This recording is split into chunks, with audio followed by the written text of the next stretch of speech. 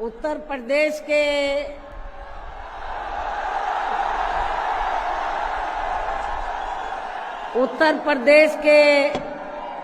कोने कोने से आए हुए पार्टी के सभी छोटे बड़े पदाधिकारी, जनप्रतिनिधि, नेता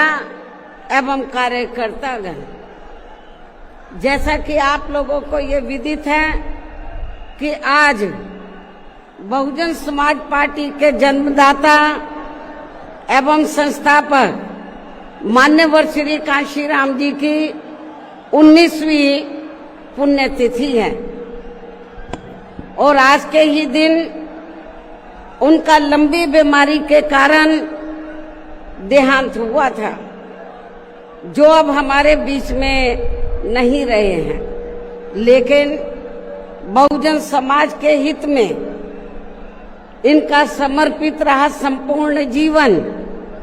हमारे लिए हमेशा यादगार व अमर रहेगा। ऐसे महान व्यक्तित्व को आज मेरे साथ साथ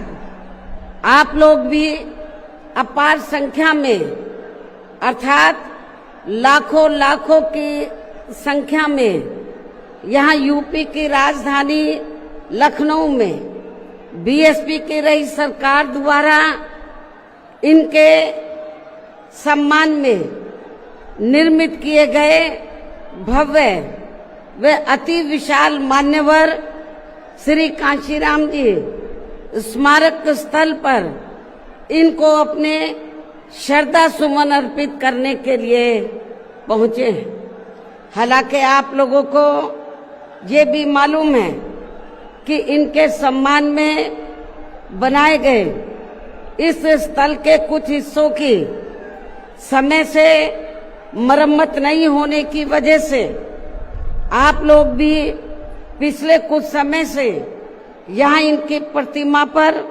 अपने पुष्प अर्पित नहीं कर पा रहे थे। लेकिन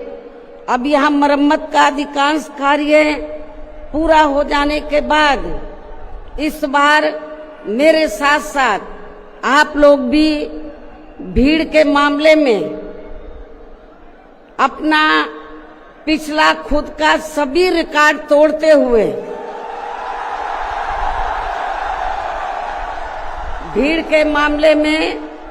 अपना पिछला खुद का सभी रिकॉर्ड तोड़ते हुए यहाँ लाखों लाखों की संख्या में इस स्थल पर मान्यवर श्री कांशीराम जी को अपने श्रद्धा सुमन अर्पित करने के लिए पहुंचे हैं, जिसके लिए पार्टी आपकी बहुत बहुत आभारी है। साथ ही वर्तमान राज्य सरकार की भी बहुत बहुत आभारी है और इसलिए आभारी है क्योंकि इस स्थल को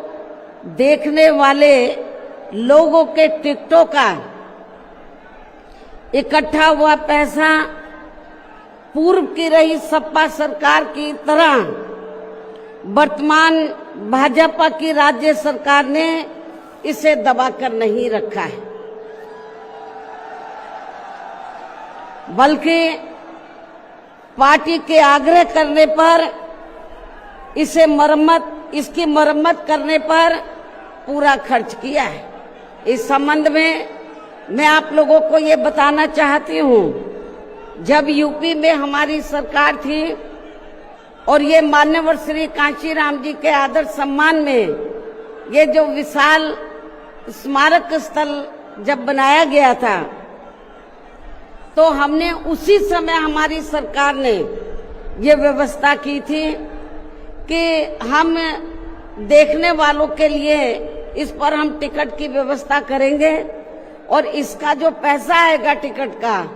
तो वो किसी और मद पर खर्च नहीं किया जाएगा, बल्कि जितने भी उत्तर प्रदेश की राजधानी लखनऊ में जो स्मारक बने हैं, पार्क बने हैं, तो उनके रख रखाव पर खर्च किया जाएगा। तो ये हमने व्यवस्था की थी। लेकिन दुख की बात यह है कि जब वर्तमान भाजपा की सरकार से पहले यहां सपा की सरकार थी, तो सपा की सरकार ने उस टिकट के पैसे को दबा कर रखा, एक पैसा खर्च नहीं किया इनके रख रखाव पर,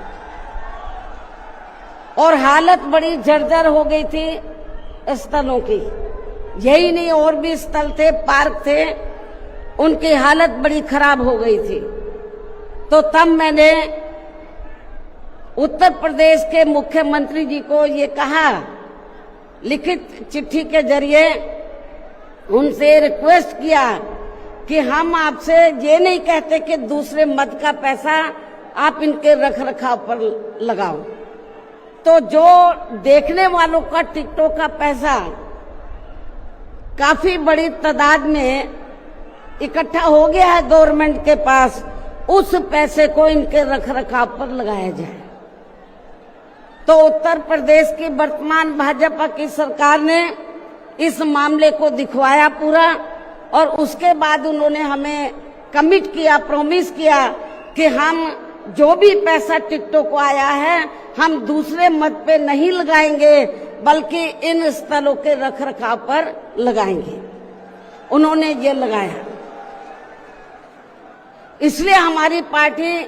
उनकी आभारी है। लेकिन वहीं दूसरी तरफ समाजवादी पार्टी कि जब यूपी में सरकार थी और ये स्थल बन चुके थे, तो उन्होंने इनके रख रखाव पर कोई पैसा खर्च नहीं किया, टिकटों का पैसा दबा कर रख लिया। लेकिन जब अब वो सत्ता से बाहर है समाजवादी पार्टी, तो अभी 2-3 दिन पहले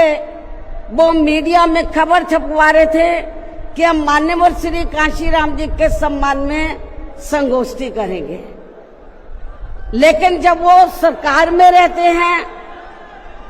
तो ना उन्हें पीडीए याद आता है और ना मान्यवर श्री कांशीराम जी की जयंती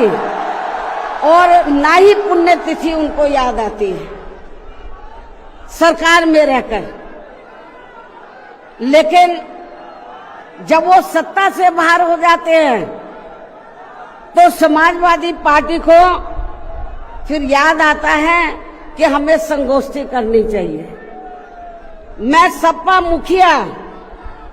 अखिलेश यादव से मैं ये पूछना चाहती हूँ,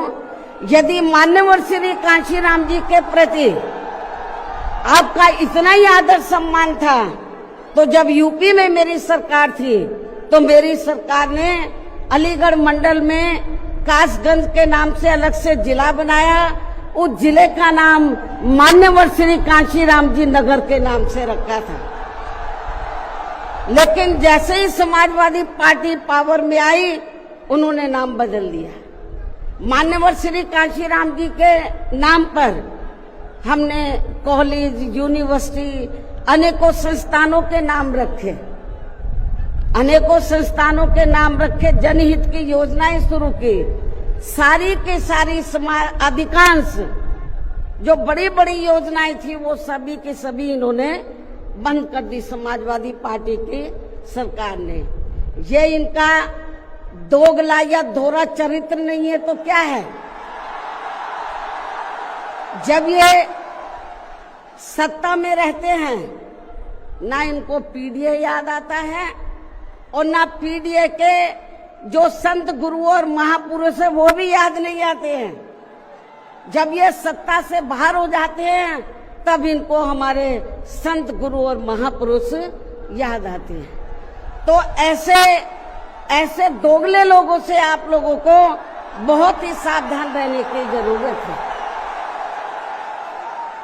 और अब मैं मान्यवर श्री कांशीराम जी जो पंजाब राज्य के एक मध्यम दलित परिवार में पैदा हुए हैं, तो इनके बारे में मैं ये कहना चाहूंगी कि इन्होंने भारतीय संविधान के मूल निर्माता एवं दलितों व अन्य उपेक्षित वर्गों के मसीहा परम पूज्य बाबा साहब डॉक्टर भीमराव अंबेडकर की मूवमेंट से व इनके कड़े संघर्ष एवं अथक प्रयासों से देश के खासकर करोड़ों दलितों, आदिवासियों, पिछड़े वर्गों, मुस्लिम व अन्य धार्मिक अल्पसंख्यक समाज के भी हित में भारतीय संविधान में दिए गए कानूनी अधिकारों से प्रेरित होकर तथा उनके बताए हुए रास्तों पर चलकर फिर अपनी पूरी जिंदगी इनके अधूरे रहे कारवां को मंजिल तक पहुंचाने के लिए समर्पित की है। और इसके लिए उन्होंने यानी कि मान्यवर श्री कांशीराम जी ने अपने माँ बाप, भाई बहन, रिश्ते नाते व सरकारी नौकरी आदि सभी त्याग कर बाबा साहब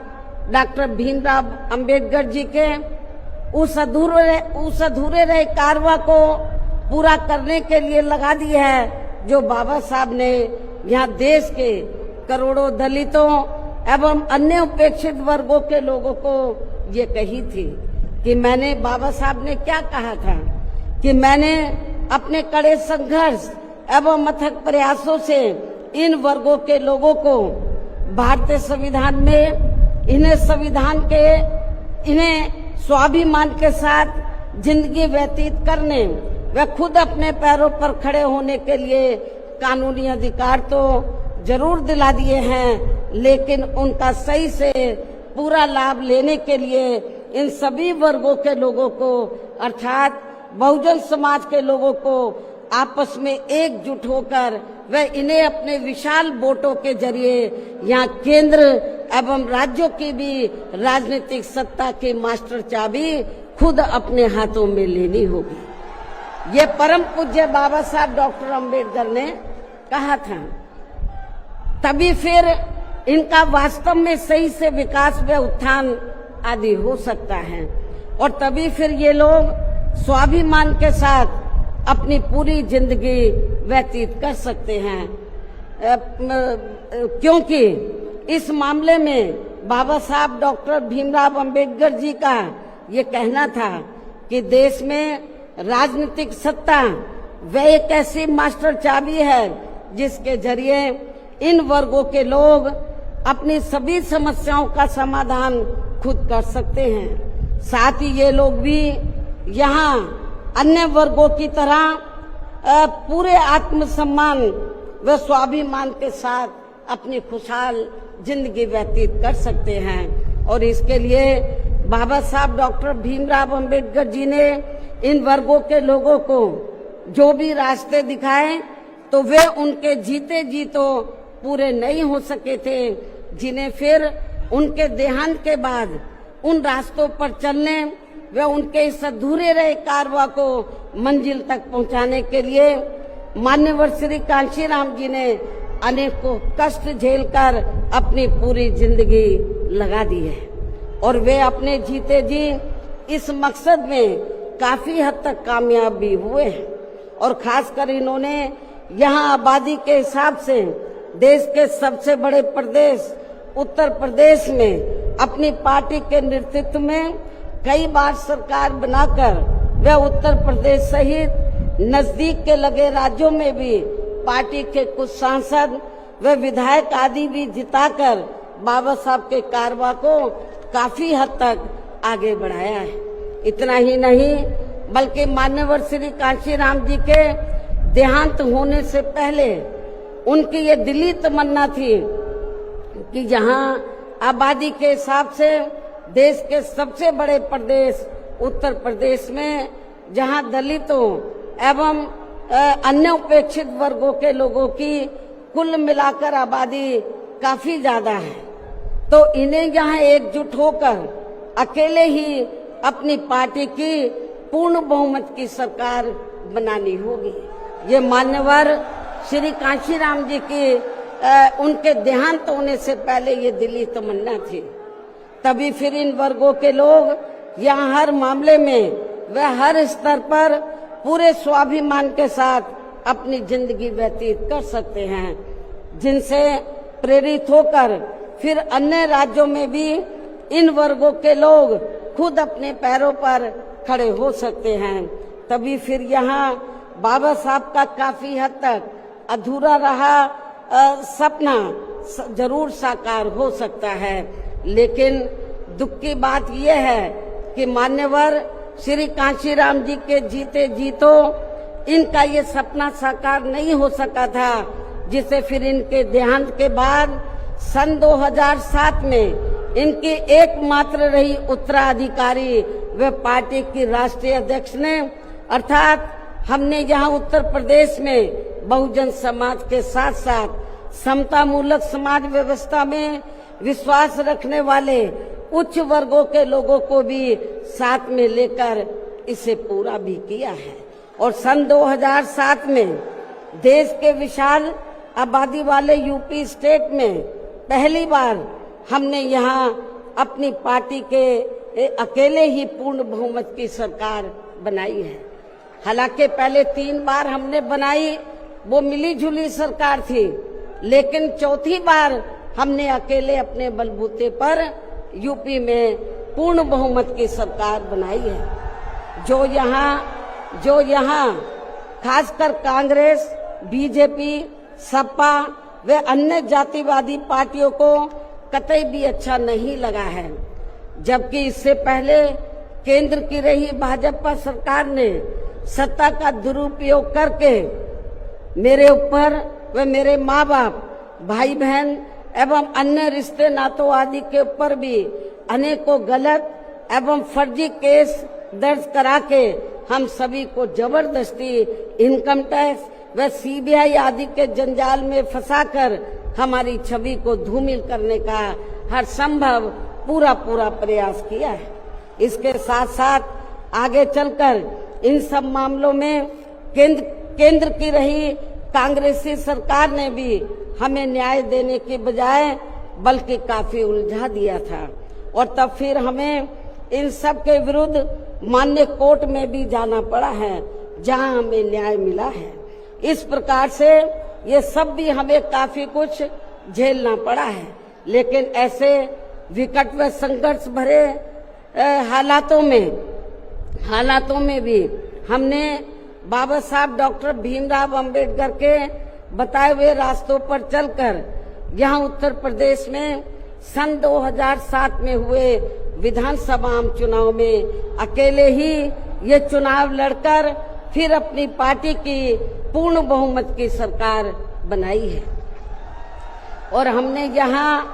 बाबा साहब डॉक्टर भीमराव अंबेडकर एवं मान्यवर श्री कांशीराम जी आदि के सपनों को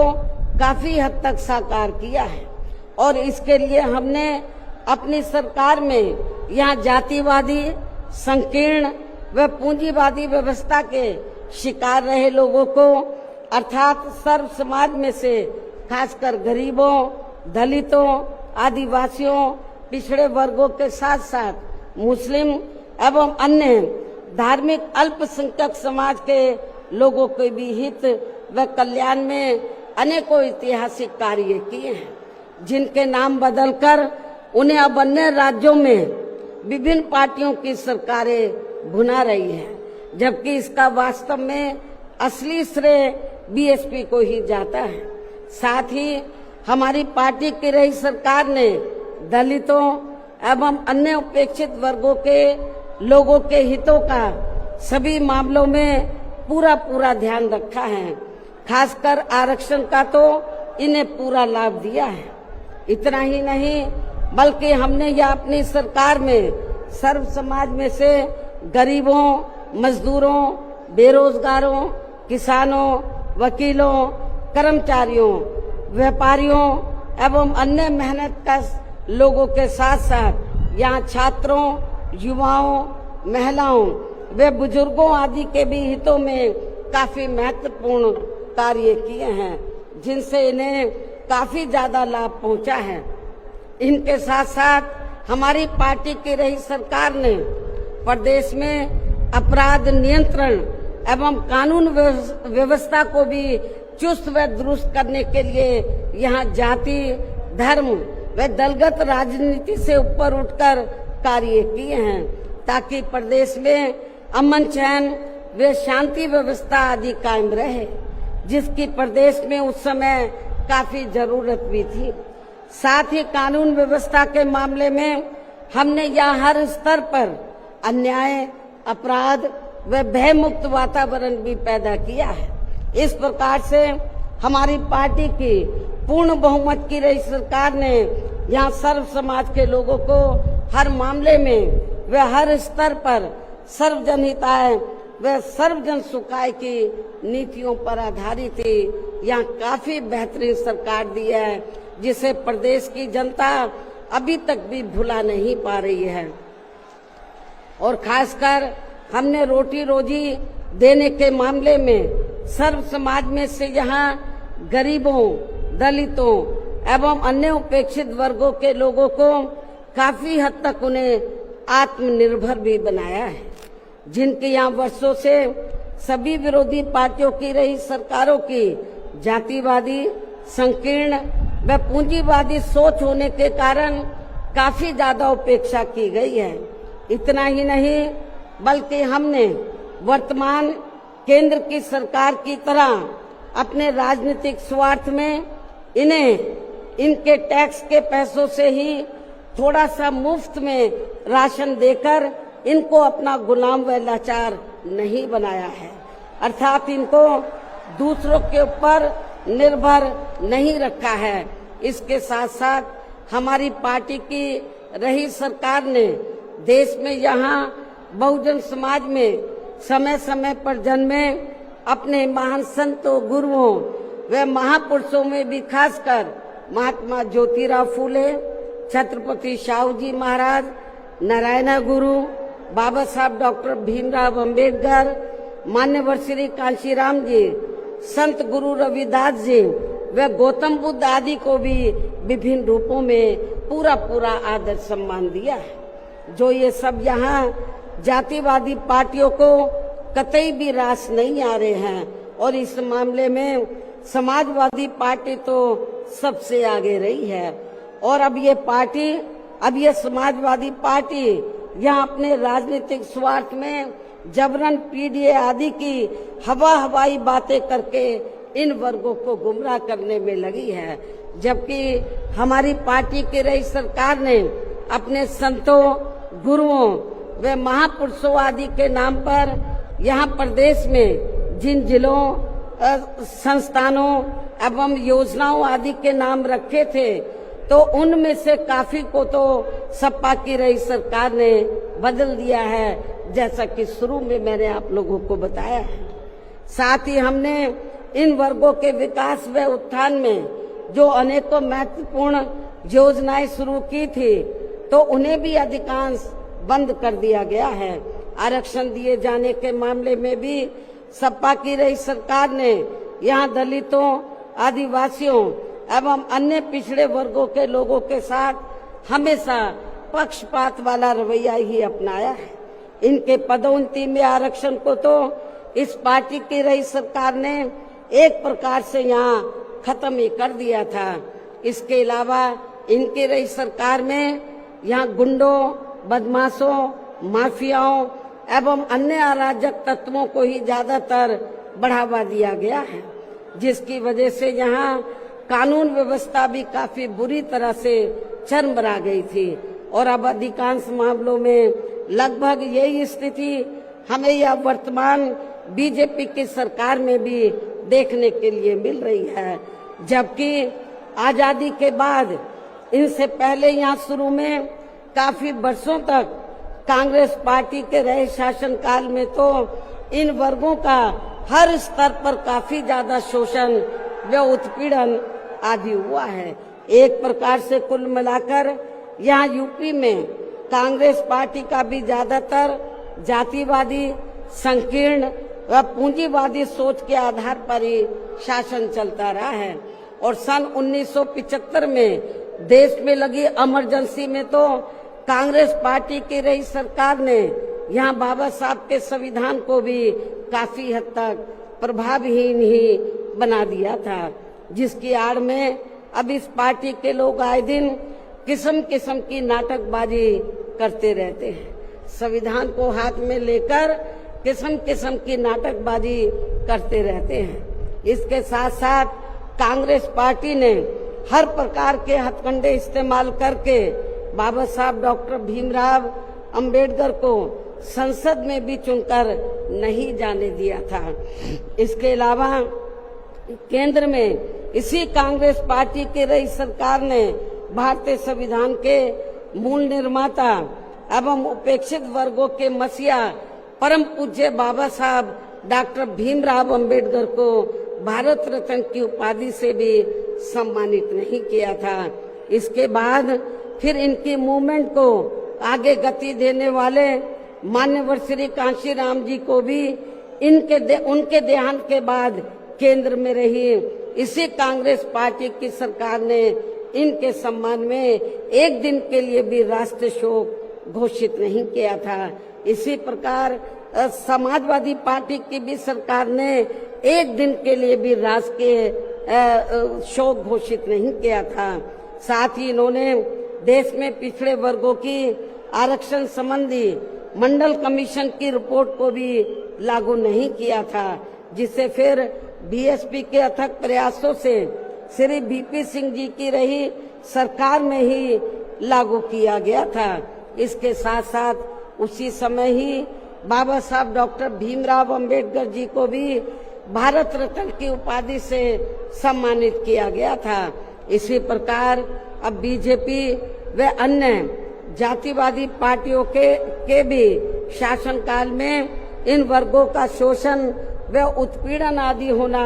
अभी तक भी बंद नहीं हुआ है। इसके अलावा इनकी सरकारों में भी जनता को लुभाने के लिए आए दिन घोषणाएं, शिलान्यास व उद्घाटन आदि तो काफी किए जाते हैं, लेकिन इनसे भी जनता को कोई खास लाभ मिलने वाला नहीं है, क्योंकि ये कागजी व हवाई ज्यादा और जमीनी हकीकत में बहुत कम होते हैं।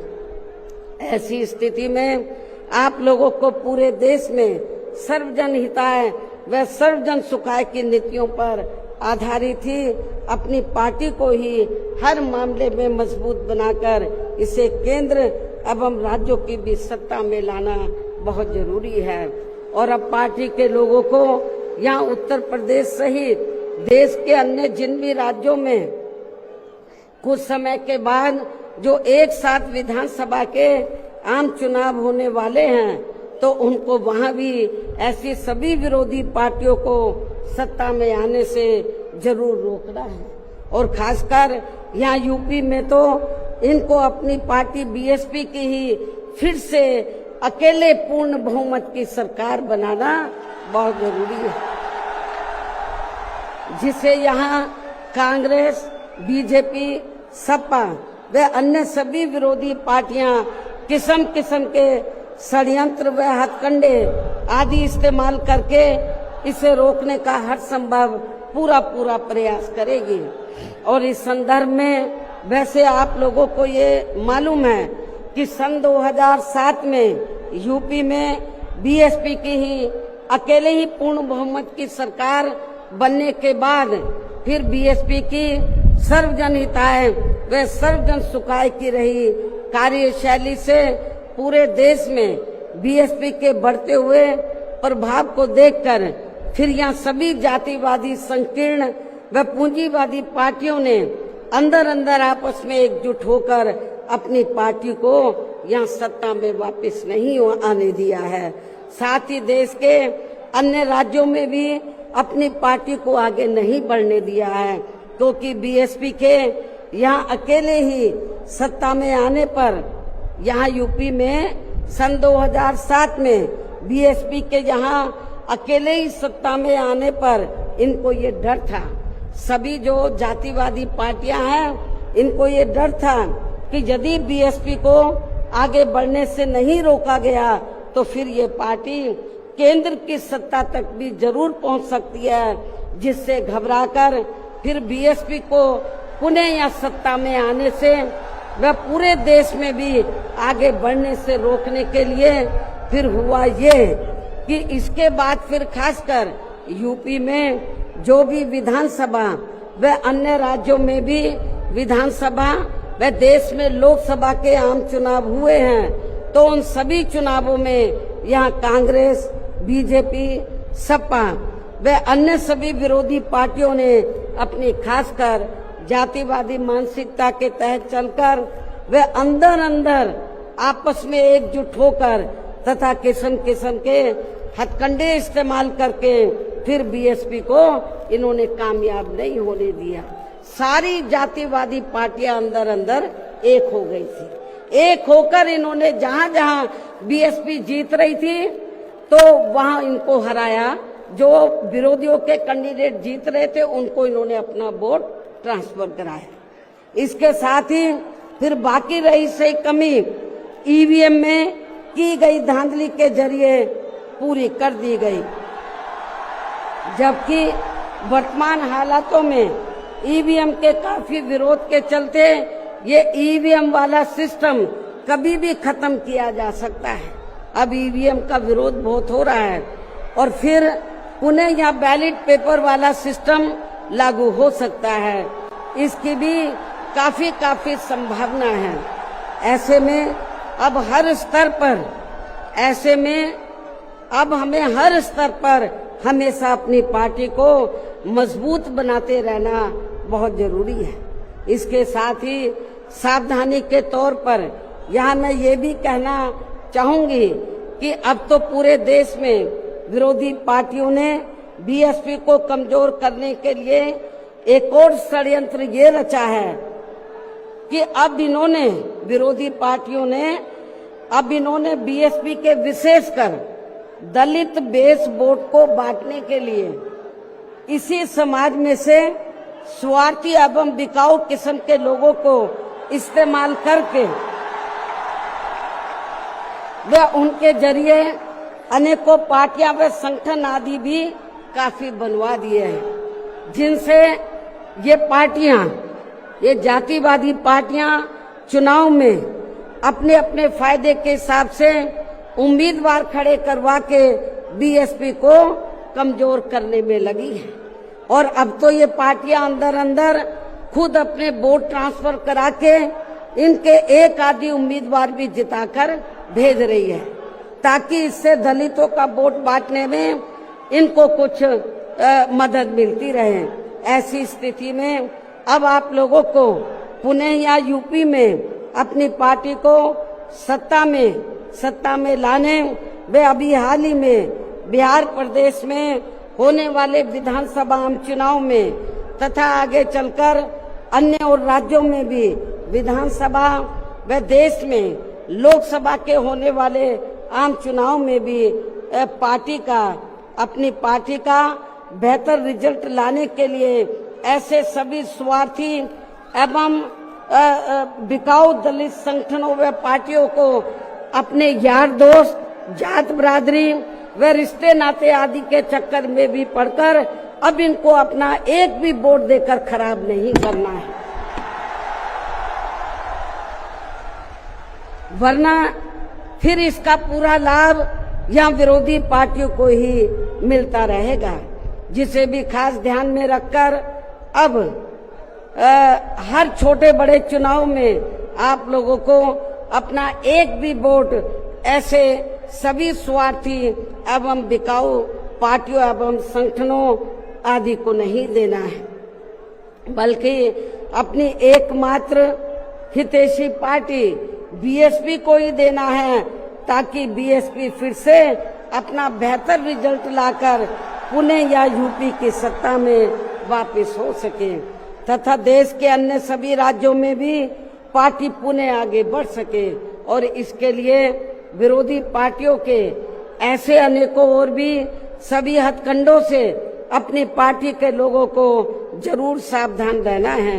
इसके अलावा पार्टी के लोगों को सचेत करने के उद्देश्य से यहाँ मैं ये भी कहना चाहूंगी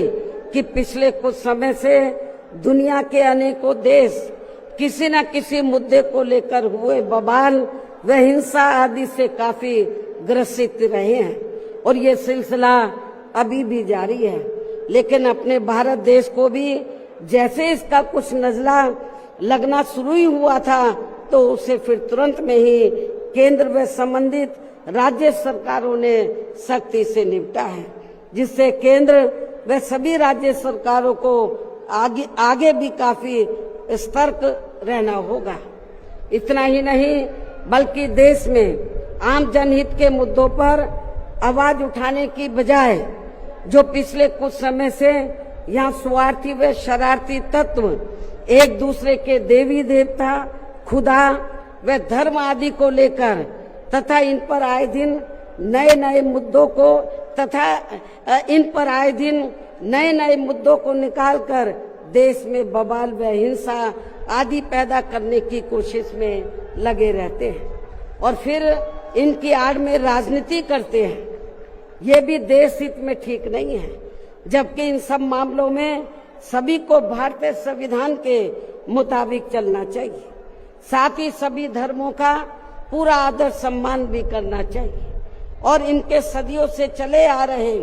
धार्मिक नियम, मान्यताएं व परंपराएं आदि में भी किसी को दखल देना उचित नहीं है और ना ही इनकी आड़ में आई लव आदि की कोई राजनीति नहीं करनी चाहिए। इसके अलावा जहां तक पिछले दिनों जम्मू कश्मीर के पर्यटक स्थल पहलगांव में हुई आतंकी घटना का सवाल है, जिसमें काफी महिलाओं के सिंदूर उजड़ गए थे, तो ये अत्यंत ही दुखद व चिंता की बात है। हालांकि इस घटना को होने से रोका जा सकता था, बशर्ते यदि उस समय सरकार द्वारा इस पर्यटक स्थल पर सुरक्षा का उचित प्रबंध किया होता, जो नहीं किया गया था। साथ ही हमारी विदेश नीति भी हमेशा देश व जनहित में ही होनी चाहिए और इस मामले में अभी हाल ही में अमेरिका द्वारा लगाए गए भारी टैरिफ से भी केंद्र सरकार को काफी सचेत रहने की जरूरत है और इसी परिप्रेक्ष्य में इन्होंने स्वदेशी उत्पाद को बढ़ावा देने पर जोर देकर जो देश को आत्मनिर्भर बनाने की बात कही है, तो ये हवाई ना होकर बल्कि जमीनी हकीकत में भी लोगों को होता हुआ नजर आना चाहिए, जिसका फिर हमारी पार्टी भी जरूर स्वागत करेगी। और अब इन सब बातों को मद्देनजर रखते हुए पूरे देश में अपनी पार्टी को हर स्तर पर मजबूत बनाना व इसे आगे बढ़ाना भी बहुत जरूरी है और खासकर इस बार यूपी में बीएसपी की अकेले ही पूर्ण बहुमत की यहाँ सरकार जरूर बनाना है। और ये इसलिए भी बहुत जरूरी है क्योंकि बीएसपी के सत्ता से हटने के बाद जब से यहाँ सपा व बीजेपी की सरकार बनी है, तो तब से यहाँ पूर्व की रही कांग्रेसी सरकार की तरह ही इनकी भी सरकारों में सर्व समाज में से खासकर यहाँ गरीबों, दलितों एवं अन्य पिछड़े वर्गों के लोगों का सही से विकास व उत्थान आदि नहीं हो पा रहा है और अब इनमें गरीबी एवं बेरोजगारी आदि काफी ज्यादा बढ़ गई है। साथ ही इनके ऊपर हो रही जुल्म जाति आदि भी काफी चरम सीमा पर पहुंच चुकी है। इनकी बहन बेटियां भी अधिकांश सुरक्षित नहीं रही है। इसके साथ ही इन वर्गों के लोगों को यहाँ आरक्षण का भी सही से पूरा लाभ नहीं मिल पा रहा है। हालांकि इस संबंध में आप लोगों को ये मालूम है कि इनके आरक्षण को लेकर अभी तक जितने भी मान्य कोर्ट के फैसले आए हैं, तो उनकी सभी जातिवादी पार्टियों की रही सरकारों ने सही से पैरवी नहीं की है, जिससे अब इनको आरक्षण का बहुत कम ही लाभ मिल पा रहा है। और इस मामले में यहाँ मैं ये भी कहना चाहूंगी कि बीएसपी के अथक प्रयासों से देश में एससी व एसटी वर्गों के सरकारी नौकरियों में पदोन्नति में आरक्षण को प्रभावी बनाने के लिए जब केंद्र की रही कांग्रेसी सरकार में संविधानिक संशोधन विधेयक संसद में लाया गया था, तो तब उसे कांग्रेस पार्टी ने बीजेपी व अन्य आरक्षण विरोधी पार्टियों की अंदरूनी मिलीभगत से पास तक भी नहीं होने दिया था, जो अभी तक भी संसद में लटका पड़ा है, जबकि समाजवादी पार्टी के सांसदों ने तो इस बिल को ही संसद में फाड़ दिया था। इतनी ज्यादा इस पार्टी को इनके पदोन्नति में आरक्षण दिए जाने को लेकर इस बिल से इनको जबरदस्त एलर्जी थी, नफरत थी। ऐसे में अब आप ही ये बताएं, क्या ऐसी स्थिति में कांग्रेस, बीजेपी व सपा आदि जैसी इन जातिवादी पार्टियों में या खासकर अपने दलितों एवं अन्य उपेक्षित वर्गों के लोगों का सही से विकास व उत्थान आदि हो सकता है? मैं समझती हूँ कतई भी संभव नहीं है। इसके अलावा इन्हीं की तरह यहाँ उत्तर प्रदेश सहित पूरे देश में मुस्लिम एवं अन्य धार्मिक अल्पसंख्यक समाज के लोगों का भी सही से विकास व उत्थान आदि होना तो बहुत दूर की बात रही, बल्कि अब तो इनका जान माल व मजहब आदि भी पूरे तौर से सुरक्षित नहीं रहा है। इनकी सच्चर कमेटी की रिपोर्ट भी दरकिनारी कर दी गई है। अपर कास्ट समाज में से गरीब लोगों की तथा विभिन्न क्षेत्रों में लगे लोगों की भी स्थिति हमें कोई खास अच्छी नजर नहीं आ रही है। वैसे भी इन सब मामलों में केंद्र व राज्य सरकारों के भी अधिकांश कार्य सरकारी फाइलों में ही सिमट कर रह जाते हैं, ये भी छिपा नहीं है। कानून व्यवस्था भी यूपी सहित पूरे देश में कोई खास अच्छी नहीं है। हर प्रकार के अपराध भी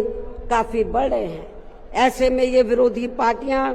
सत्ता में आने के लिए खासकर चुनाव के समय में अपने अपने चुनावी घोषणा पत्रों में जो किस्म किस्म के लुभावने वायदे करती हैं, तो उनको फिर ये पार्टियां सत्ता में आने के बाद 50% भी लागू नहीं करती हैं। साथ ही इनके गलत आर्थिक नीतियों की वजह से पूरे देश में गरीबी, बेरोजगारी व महंगाई आदि भी लगातार बढ़ती जा रही है, जिन पर पर्दा डालने के लिए अब ये पार्टियां आए दिन किस्म किस्म के हथकंडे इस्तेमाल करती रहती हैं। इतना ही नहीं, बल्कि अब तो सत्ता एवं विपक्ष अंदर अंदर मिलकर वे अपनी जातिवादी मानसिकता के तहत चलकर यहाँ बाबा साहब डॉक्टर भीमराव अंबेडकर द्वारा निर्मित किए गए इनके मानवतावादी व समता मूलक भारतीय संविधान को भी बदलकर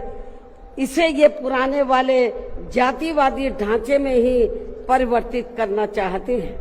जिसके लिए इनके साधु संत भी आए दिन पैरवी करते रहते हैं, जिसे हमारी पार्टी बीएसपी कतई भी बदलने नहीं देगी, चाहे इसके लिए हमें कितना भी संघर्ष क्यों ना करना पड़े। तभी फिर यहाँ दलितों, आदिवासियों, पिछड़े वर्गों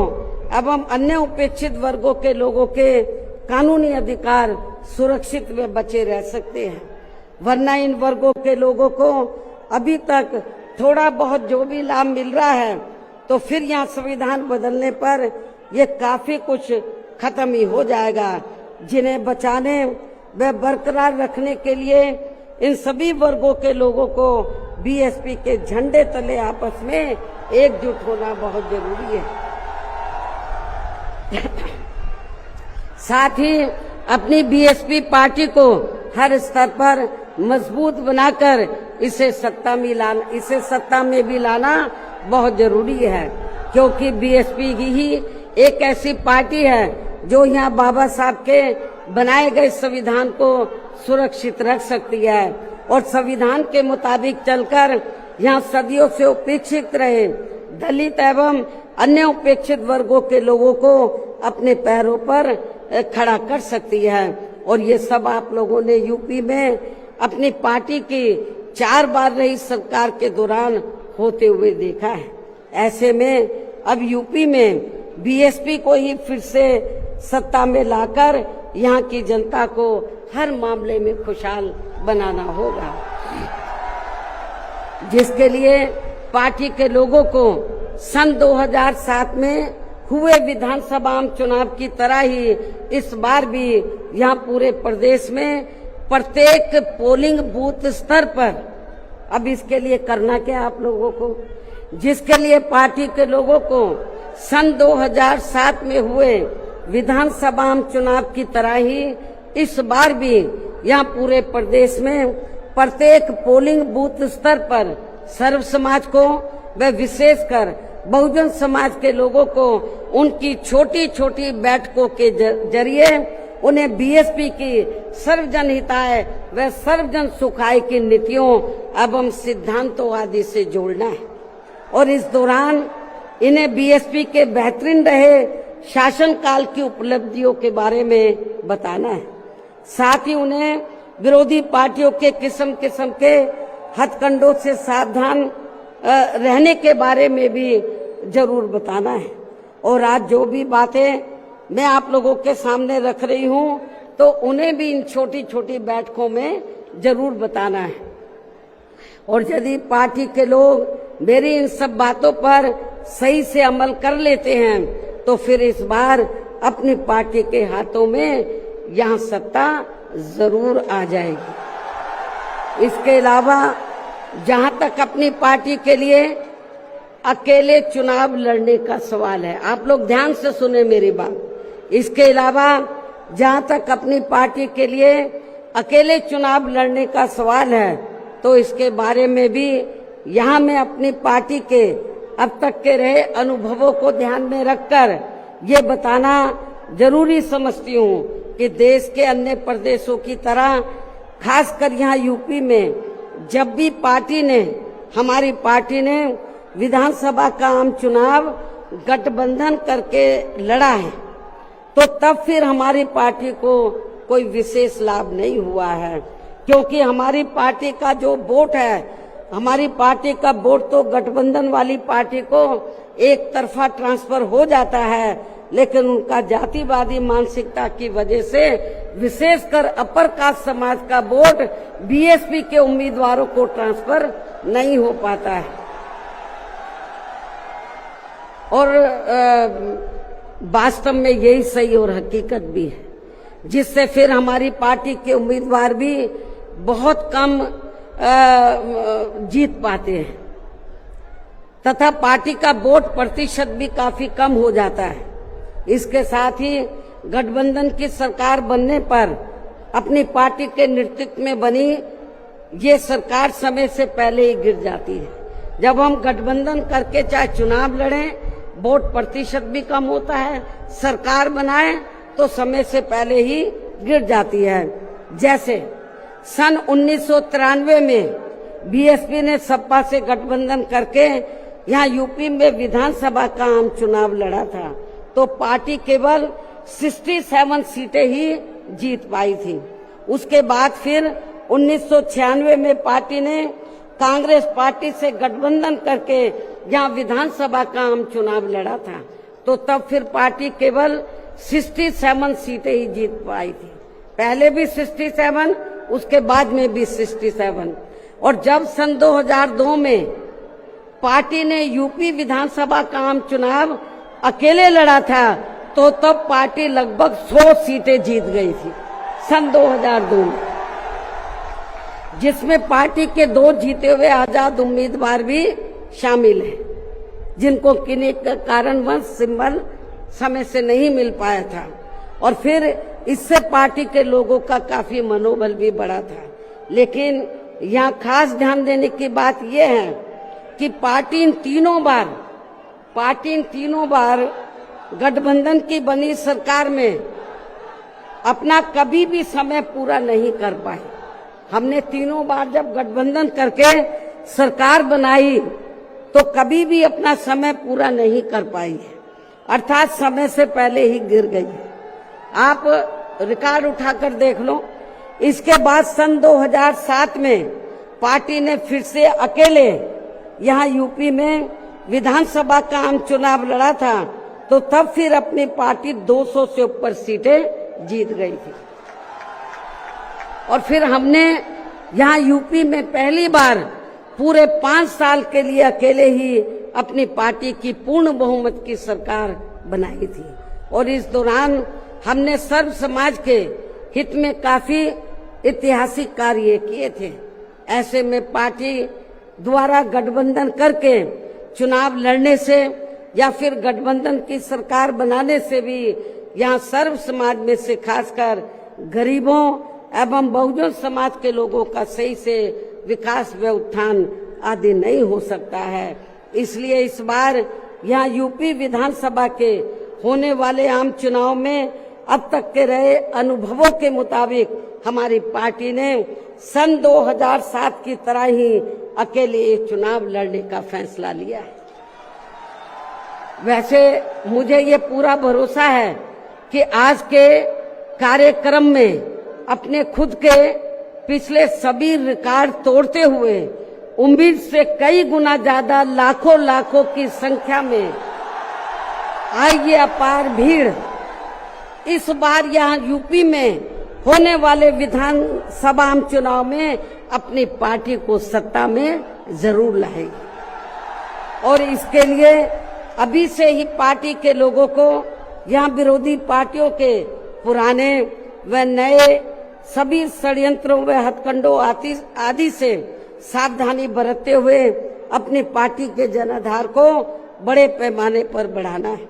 साथ ही हर स्तर पर पार्टी को मजबूत भी बनाना है। विरोधियों की अफवाहों से भी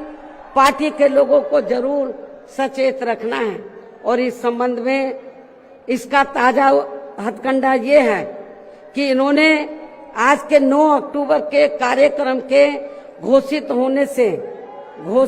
होते ही पिछले महीने से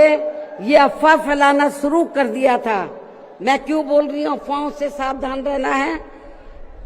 क्योंकि इस संबंध में ताजा उदाहरण ये है कि इन्होंने आज के 9 अक्टूबर के कार्यक्रम के घोषित होते ही पिछले महीने से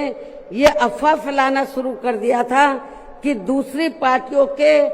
फलाना वरिष्ठ नेता बीएसपी में आ रहे हैं और वे बीएसपी प्रमुख से दिल्ली व लखनऊ में भी मिले हैं, लेकिन मुझे तो इसके बारे में अभी तक भी कोई जानकारी नहीं है।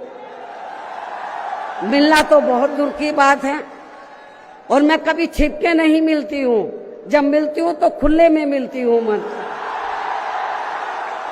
इतना ही नहीं बल्कि अन्य और भी मामलों में किस्म किस्म की गलत, झूठी व तथ्यहीन खबरें एवं अफवाहें आदि फैलाने के लिए भी यहाँ विरोधी लोग सोशल मीडिया, जातिवादी मानसिकता वाले टीवी चैनल एवं प्रिंट मीडिया आदि का भी काफी दुरुपयोग व गलत इस्तेमाल कर सकते हैं। जबकि विरोधी लोग सन 2007 में भी ऐसी अफवाहें फैलाते रहे हैं, लेकिन उस समय हमारे लोगों के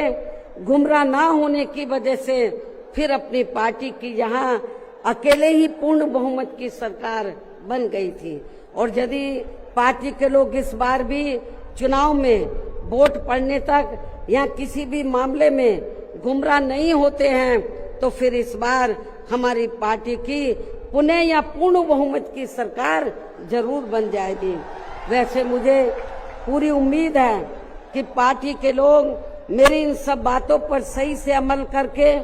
इस बार अपनी पार्टी बीएसपी को ही अकेले यहाँ सत्ता में जरूर लाएंगे और अपनी बहन जी को 5वीं बार यूपी का मुख्यमंत्री भी जरूर बनाएंगे। और आज ये लाखों की तादाद में आई अपार भीड़ व उनका जोश व उत्साह भी इस बात के काफी कुछ संकेत दे रहा है। जिनको यहाँ दूसरी पार्टियों की तरह ये जो लाखों की संख्या में लोग आए हैं तो इनको यहाँ दूसरी पार्टियों की तरह मजदूरी देकर दिहाड़ी पर नहीं लाया गया है, बल्कि ये लोग अपने खून पसीने की कमाई के पैसों से ही खुद चलकर आज के अपने 9 अक्टूबर के प्रोग्राम में मुझे सुनने के लिए आए, जिन्होंने भीड़ के मामले में आज अपने खुद के भी अपने पिछले सभी रिकॉर्ड तोड़ दिए हैं। और अब मैं यहाँ आप लोगों को ये भी विश्वास दिलाना चाहती हूँ, जब इस बार बीएसपी की पुनः यहाँ पूर्ण बहुमत की सरकार बन जाएगी तो तब फिर हमारी पार्टी की बनी ये सरकार, यहाँ पिछली रही सपा सरकार ने, वह वर्तमान में चल रही बीजेपी की भी सरकार ने, जो इन्होंने अपनी जातिवादी, संकीर्ण व पूंजीवादी मानसिकता के तहत चलकर काफी नए नए नियम व कानून आदि बना दिए हैं, तो उनकी जरूर समीक्षा की जाएगी। और इनमें से जो भी नियम व कानून आदि सर्वजन हिताय व सर्वजन सुखाय की नीतियों एवं सिद्धांतों आदि से जुड़े नहीं होंगे, तो उन्हें फिर सर समाज के हित में जरूर बदल दिया जाएगा। इसके साथ साथ बीएसपी की पूर्व की रही सरकार में खासकर दलित एवं अन्य उपेक्षित वर्गों के हितों के लिए लिए गए फैसलों को जो इनकी सरकारों ने काफी बदल दिए हैं, तो उन्हें भी यहाँ फिर से पुरानी वाली स्थिति में ही लाया जाएगा, अर्थात उन्हें बहाल कर दिया जाएगा।